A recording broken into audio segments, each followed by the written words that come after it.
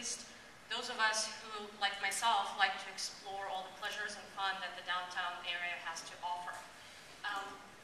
Our client was the City of New Orleans, represented by Deputy Mayor Cedric Grant. He's the Deputy Mayor for Infrastructure, Facilities, and Community Development.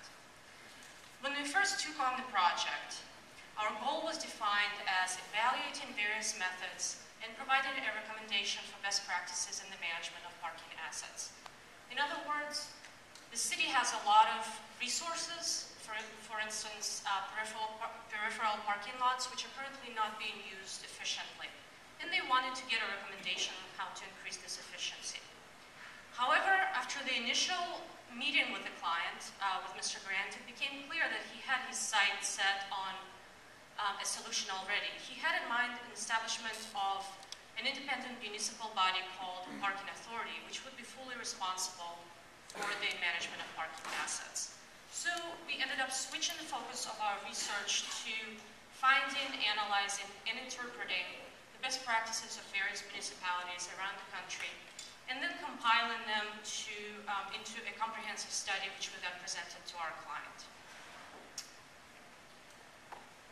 The geographical location of our research was limited by the areas of the French Quarter, the Central Business District, and the area of the Superdome. Early on in the project, we determined that in order for the city to establish such a parking authority, they really needed to consider three major factors. One was the organizational structure, two, regulations and legislation, and three, the actual management of the parking assets. After a preliminary study, we determined that the areas where we could make the most impact as a student group was in the areas of regulations and the actual management practices. So when we delivered our final results to the client, we concentrated our attention specifically on those two areas. And now I will let my colleagues, Kate and John, talk a little bit more about the specifics.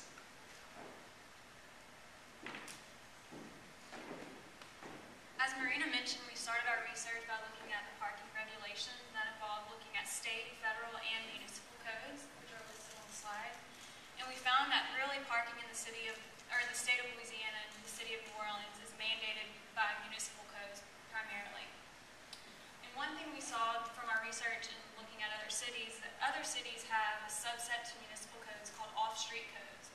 New Orleans currently does not have this separate subset, and we delivered to the client the applicable codes we found that could be adopted by the city of New Orleans.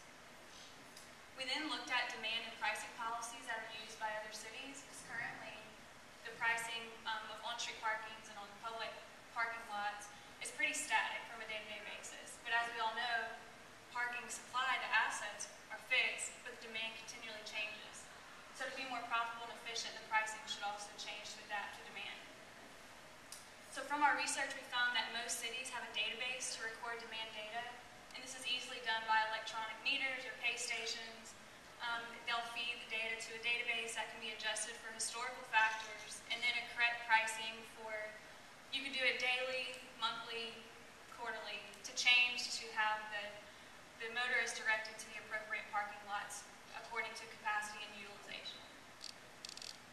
Some short-term solutions, since the ones we just mentioned with regulations and with pricing, those are pretty extensive and long-term. Some short-term solutions that could improve parking in New Orleans are very simple. It's improving the infrastructure and access to information. The infrastructure that can be improved is to increase signage. The private lots in the city are very much more visible when you're driving around, and if the government or the city could develop some improved signage, perhaps we would know where those public lots are actually located.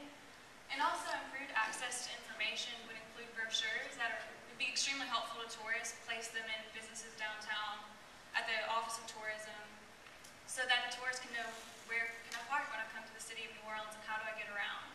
And also, one factor that many cities have in our research is a website. Currently, New Orleans has a website, but it's run by the Office of Tourism, who is not responsible for parking. So the city needs to develop a website that they can control, they can ensure the information is accurate, and they can get the right information to locals and tourists that visit the city. One long-term solution we found other cities have instead of a parking authority is an entity called the Parking Business Improvement Area. And this this is different from a parking authority in the fact that it's not a division of the city government. It's instead run by locals and volunteers that are affected by this area.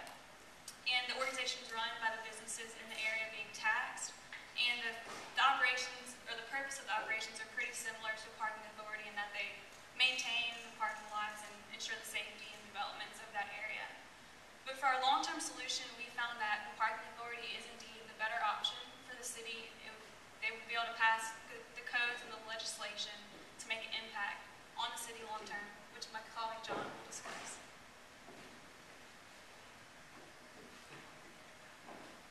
Thanks, Kate.